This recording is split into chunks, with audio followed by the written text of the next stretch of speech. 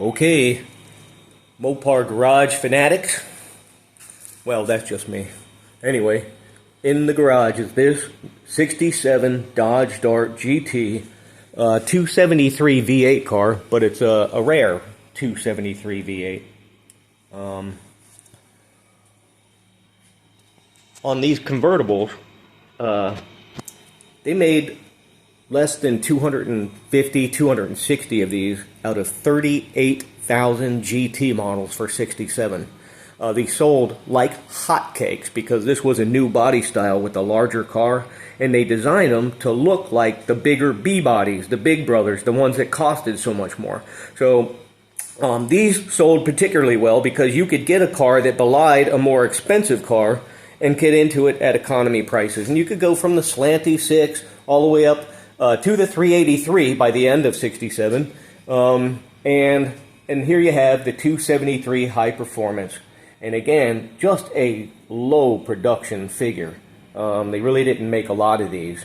There were much more hardtops, like 9/10 of the production.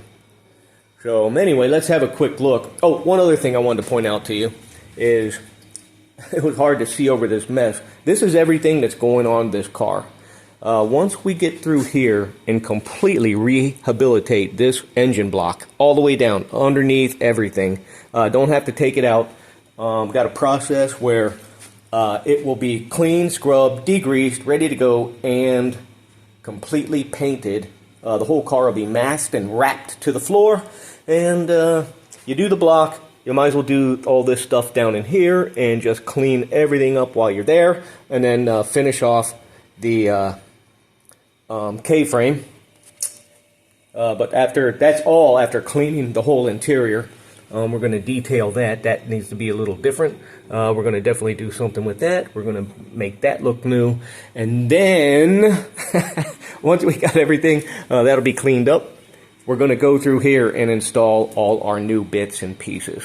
This is an interesting new product right here. This is a new hose kit that they send you, and my old hose was mushy and kind of wore out, so here's the new kit. They send you bottom hose, top hose, bypass hose, clamps, and nipples to go in the block, brand new, all the necessary clamps you need for complete new hoses for just over $100.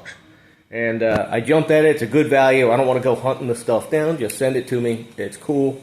Really nice kit. And they're out of California. I'd never heard of them, but they're on eBay, and they have quite a good outfit there. So I've got date-coated Chrysler spark plug wires. On the interior door, you have armrest bases. These are the correct chrome ones that would go on the Highline GTs. New, fresh fuel lines. Mopar adapter kit for a brand new carburetor. The one that came off there was a Chinese copy, and the kit would not fit it. Just had to junk it, man. It just wouldn't run. Accelerator and everything. Anyway, if you recall, these high-performance engines, the rare one, the 273s, in this rare convertible, they always came with these crazy valve covers. If you notice, they're black wrinkle with the fins on it. And so these came on actually a 68 Formula S, which were incorrect for it. So I threw them on the shelf, thankfully, because when this thing came along, I was like, hey, I got those already. Well, in any event, I've got the correct hose kit. I have a fuel filter that's an official Mopar one. That's pretty slick. Actually, what it is, it's a auto parts store filter, generic filter, and there's a decal you get off eBay and you put on there, and it looks dead nuts, factory stock. That's the way they looked in the later Mopars. Okay.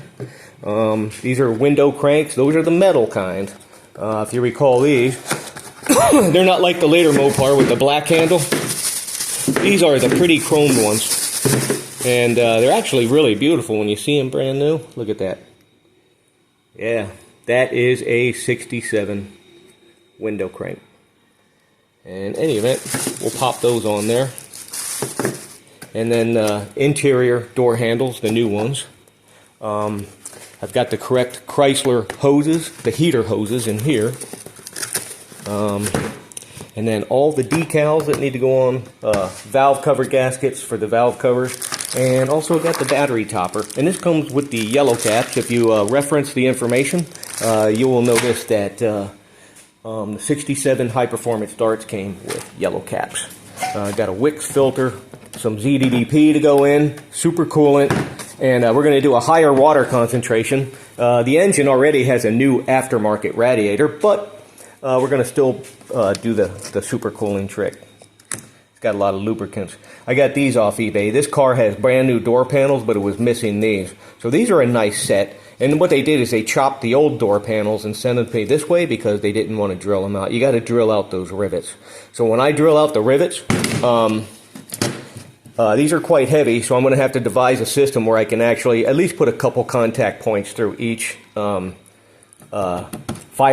on the front door panels. I'll find a way to mount those.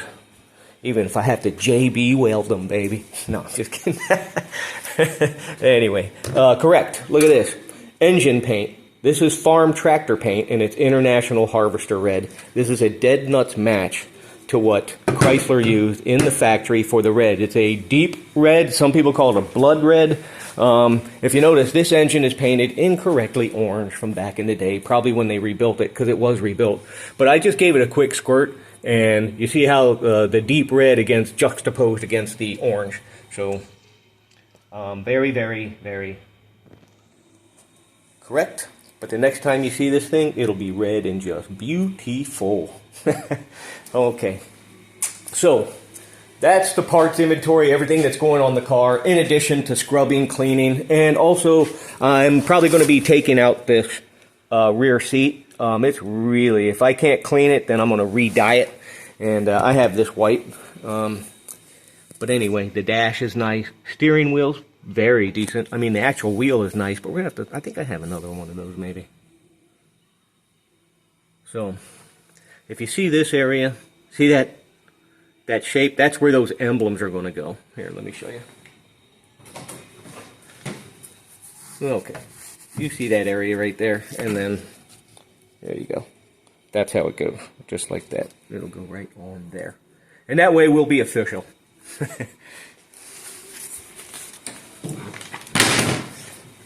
Okay, I already added, I put steel wheels on it. It came with rallies. The car looks fantastic with rallies, but I'm going to try to get it into some higher line shows.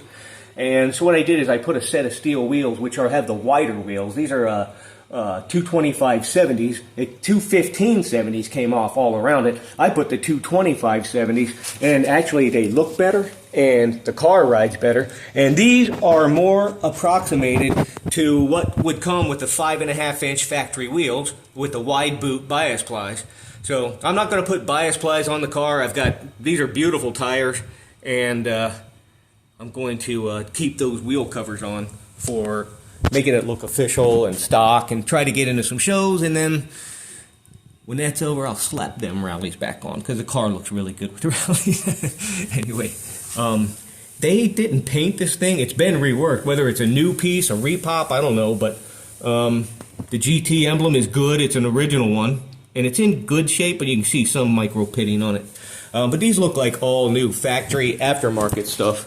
And I have to go online and take a look at some of these tail panels, because I think it would have like a silver mist that would cover up. A lot of people have already told me, they're like, man, that's real shiny. Just, shine it up as much as you can and leave it alone. I'm like, but I can't. I've got to make them look factory. Oops. So, it's got to go through the cleaning process. I don't know. Some of this stuff's just pitted from age, so I don't think I'm going to attempt to try to make this thing really more than what it is. But I'm going to take the existing and see if I can just bring it up, a full level from driver to driver plus. And there's a return on that, because people buy driver plus cars all the time thinking they're actually excellent. That is excellent. Well, it's a driver plus, and you're happy with it. And you know what? There's nothing to be discouraged about this. I haven't seen anything I have to apologize for. Very pretty. The top shows its age. But it's got a brand new boot. I like that. And one incorrect. These came with a glass back from the factory. It's a plastic replacement, but it's relatively new, and it looks real decent, so. Okay.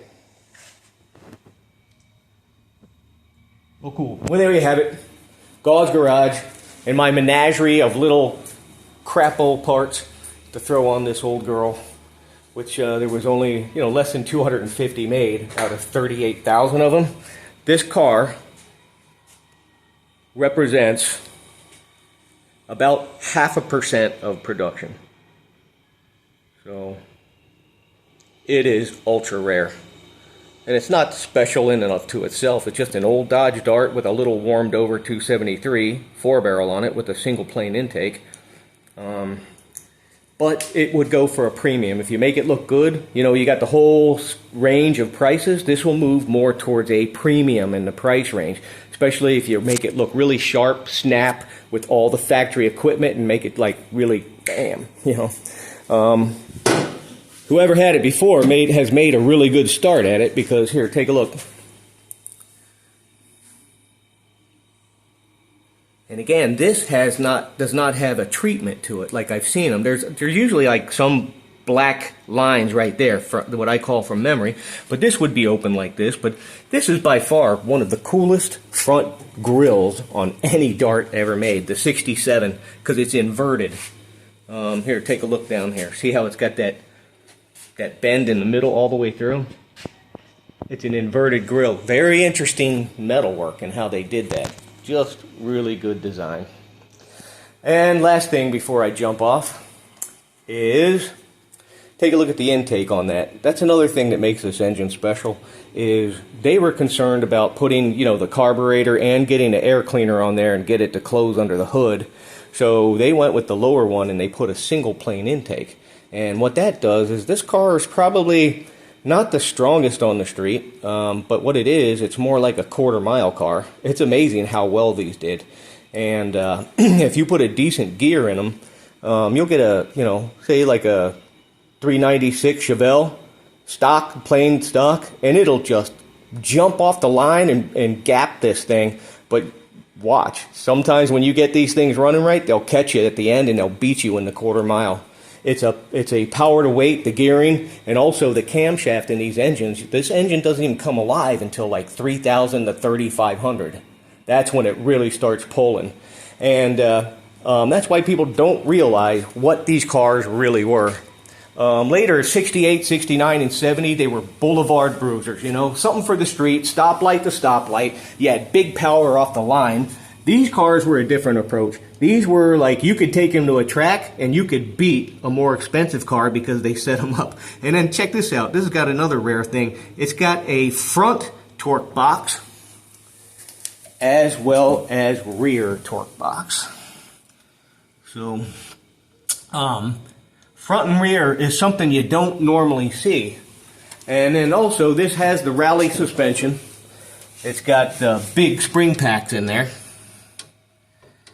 Okay, yeah, look at that big old spring packs. Those aren't the ones like 2 and 3 you see on passenger cars. That's called the rally suspension. This has an 8 3/4 with a 323, but on the fender tag it shows that it came an open rear end from the factory. So even though it still had high performance, it was an open rear end, but it's a 323 with high performance firm ride shocks, the big spring packs, rally suspension. Oops. Man, I gotta clean up in here. Anyway, there you have it.